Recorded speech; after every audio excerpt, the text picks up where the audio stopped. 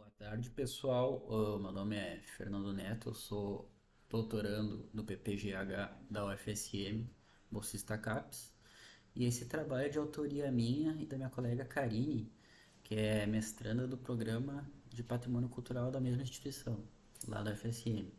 O título é Educação Patrimonial, aliando lugares de memória à prática docente. Então, uma leve introdução que a gente vai abordar aí para vocês é trazer essa questão da educação patrimonial, os próprios lugares de memória, a prática docente e como aliar isso, né, através de um objetivo e até onde a gente pretende chegar. Então, para começo a gente tenta falar desse papel aí da educação patrimonial, né? A questão de contemplar essa realidade local a ser trabalhada, entender o papel dos bens culturais, que são os patrimônios que carregam as memórias e contam histórias através de uma forma educativa. Ou seja, a gente passa por uma visitação desses elementos, desses espaços, lugares, né? Não tornando apenas um processo dentro do espaço formal de educação, né? Ou seja, extrapolar essa questão da instituição escolar. Com a abertura, então, a gente tem uma citação do Michel de Certeau, que ele traz aí a questão de que tornar possível certas pesquisas em função de conjunturas e problemáticas comuns, mas torna outras impossíveis, exclui do discurso aquilo que é sua condição no momento dado. Representa o papel de uma censura com relação aos postulados presentes, sociais, econômicos, políticos, na análise. Isso mais a gente vai dar uma olhada e voltar nessa citação. Ou seja, por consequência, nesse campo aí do patrimônio, a gente tem uma série de disputas, né? Entre essa diversidade de identidades, de etnias, de populações, que acabam entrando em confronto muitas vezes nas disputas de narrativas, né? Ou seja, a questão da educação patrimonial acaba abrindo as veredas para se entender essas memórias e essas discussões em torno das identidades. Sobre os lugares de memória, a gente parte de pressupostos do que é visível para essas categorizações, ou seja, há uma separação de uma série de elementos, né, tanto patrimônio material, imaterial, que torna significativo para grupos sociais dentro desse patrimônio e dessas histórias que acabam sendo contadas, né, e através desses lugares que acabam sendo visitados durante o processo educativo.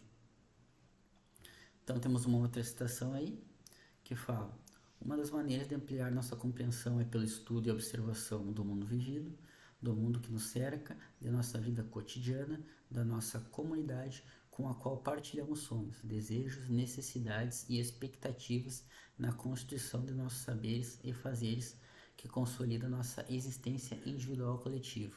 Ou seja, a gente traz muitas coisas do patrimônio, das memórias, que são tanto individuais quanto coletivas, ou seja, tornando o significado para esse grupo social. Enfim, o papel da educação patrimonial então vem como fazer a leitura constante desses lugares de memórias que acabam refletindo uma série de processos que inserem identidades da sociedade e através da interrogação, da catalogação e até mesmo atualizar perante a sociedade de formas que ela se encontra, né? De uma forma fluida e até mesmo desfragmentada. E a prática docente, então, é a parte que a gente exerce, né?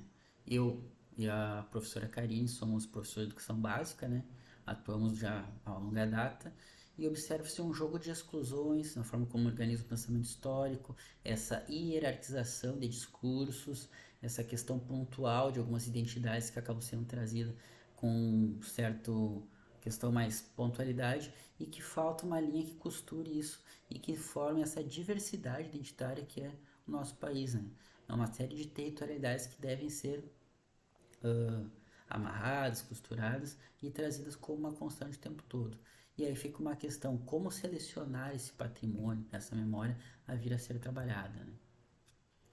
Aí Roger Chartier traz outra citação: em cada momento a instituição histórica se organiza segundo hierarquias e convenções, que traçam as fronteiras entre os objetos históricos legítimos e os que não o são, e portanto são excluídos ou censurados.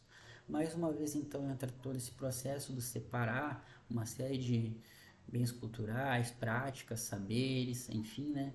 Tudo que vem a ser trazido para o estudo e as salas de aula. A questão do cotidiano, então, remete aos regimes de potência, potencializar essas identidades, né? Trazer saberes, práticas, não só o patrimônio material, mas o imaterial também, que venha a ser dada visibilidade com a questão da oralidade, trazer essa transmissão desses saberes, né? Tudo mais. Por fim, acredita-se que esse trabalho é um trabalho constante, né, na prática docente, trazer esses movimentos, tanto dos saberes curriculares como a própria história, e fazer a ligação com as comunidades locais que se está inserido, ou seja, saber, ter um conhecimento, um diagnóstico dessa realidade que se pratica o ensino, né? Ou seja, contemplar tudo isso que o pessoal traz, esse conhecimento, saberes, assim, essas memórias, né? Então, para encerrar, temos algumas referências que a gente citou, outras que a gente consultou para fazer o trabalho, né? E fica aí o convite para quem quiser vir a pesquisar junto com a gente, né? Colaborar, dar uma contribuição sobre a educação patrimonial, memória e patrimônio. Muito obrigado pela escuta e abrimos aí para as questões.